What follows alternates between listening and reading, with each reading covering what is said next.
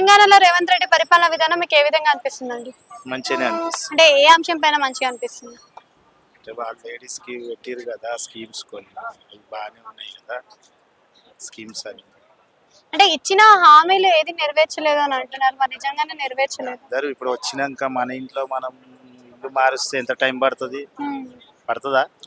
ఒక 10 ఏళ్ళు వేరే పరిపాలన నుంచి ఇంకో పరిపాలన చేసి 1.5 year లోపల అన్నీ సెట్ కావాలంటే కావు కదా ఉమ్. అట్లా. అంటే ప్రజల్లో మార్పు రావాలా లేకపోతే రాజకీయ నాయకులు మార్పు రావాలంటే ఏం చెప్తారు మీరు? ఈ ఇద్దట్లో రావాలి, అక్కడ రావాలి, ఇక్కడ రావాలి. ఉమ్. మరి ఈయన ఇచ్చే ఫ్రీ పథకాలు అనేవి కరెక్ట్ గా ఉన్నాయంటారు? ఉన్నాయి కదా ఇప్పుడు ఎంతమంది బస్ ఎక్కుతారు, ఎంతమంది ఇప్పుడే చూసినాను ఎంతమంది. నేను ఒకరి గురించి వెయిట్ చేస్తున్నాను, ఇప్పుడు ఇంతమందిని చూస్తున్నాం, అందరు ఆధార్ కార్డు పట్టుకున్నారు, యూటిలైజ్ చేసినట్టే కదా.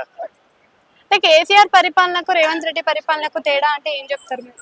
అది కూడా బాగుండే, వాళ్ళ పరిపాలన కూడా మంచిగానే ఉండే. కాకపోతే ఇక 10 years చేసినప్పుడు ఇక అవి వ్యతిరేకం అయిపోయింది కదా. ఇంకోళ్ళు కూడా మార్పు కోరుకోరు ప్రజలు.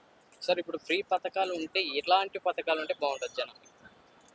ఇలాంటి పథకాలు ఏం లేదు, ఎడ్యుకేషన్ ఒకటి, హెల్త్ పరంగా ఒకటి. హెల్త్ ఈ రెండు ఇస్తే సరిపోద్ది కదా సార్. అంతే. కానీ జనాలు మిగతాది వేరే అది కొంచెం వృద్ధాగా పెన్షన్స్ ఒకటి కొద్దిగా చేస్తే మంచిది పెద్దవాళ్ళ గురించి.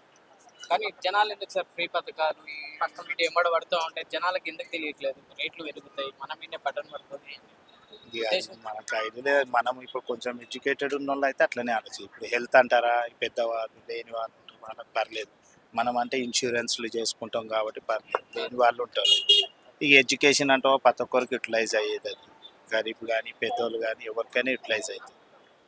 ఈ పథకాలు ఈ పెద్దవాళ్ళ ముసలి వాళ్ళకి కొద్దిగా పెన్షన్స్ ఉంటే మంచిది, అంతే కదా.